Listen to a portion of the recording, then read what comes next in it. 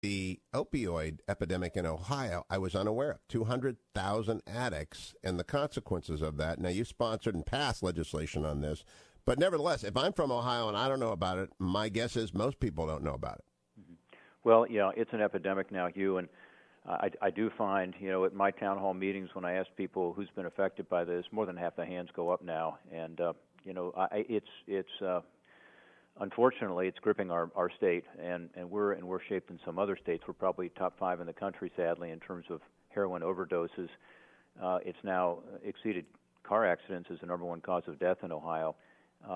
And it's most recently this fentanyl, which is a synthetic form of heroin, is coming in and causing even more overdoses. So it's a huge problem. I was at a treatment center yesterday in southwest Ohio, and there they've had some real success stories in getting women into treatment centers, getting them stabilized and putting them through longer-term recovery. And so it can be addressed, and this legislation called CARA, Comprehensive Addiction and Recovery Act, would help. It would put the federal government in a position to be a better partner with state and local government and with these nonprofits, like the one I was with yesterday called First Step, awesome place, to be able to actually help turn this thing around. But right now, yeah, it is a huge problem. It's really an epidemic. And I had a teletown hall meeting a couple weeks ago, 25,000 people on the call. A guy calls in and, talks about the bill. He seemed to know a lot about the treatment side of it.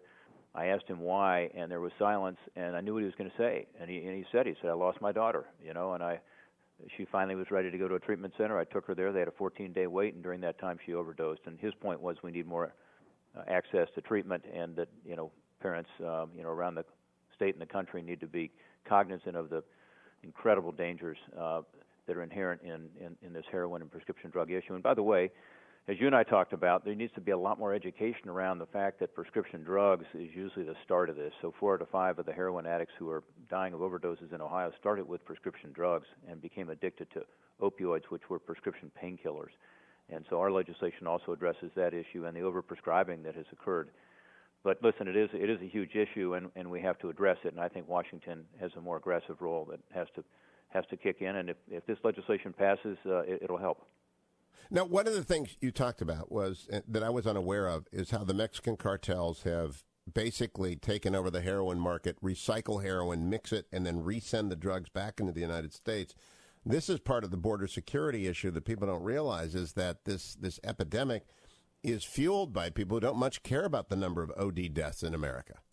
You're absolutely right. The cost of heroin has declined to the point that it's less expensive than these prescription pills, and that's one reason people shift from the pills, which are also harder to get because in Ohio we've been pretty good at shutting down the pill mills and again, stopping some of the overprescribing. But then people have turned to heroin, which is incredibly inexpensive at the start. It isn't at the end because, they have a pretty shrewd business model, and it's really cynical. They get people started very inexpensively, sometimes I'm told even for free, and then you need more and more of it to retain the same high and, frankly, not to get what they call dope sick. And so it's, at the end of the day, you're starting with maybe a $15 a day habit. You're up to, $150 a day habit or more. And this is why probably most of the crime being committed in Ohio, according to the prosecutors and law enforcement I talked to, is related to this drug issue. It's people in part stealing and otherwise, finding ways to be able to pay for their habit.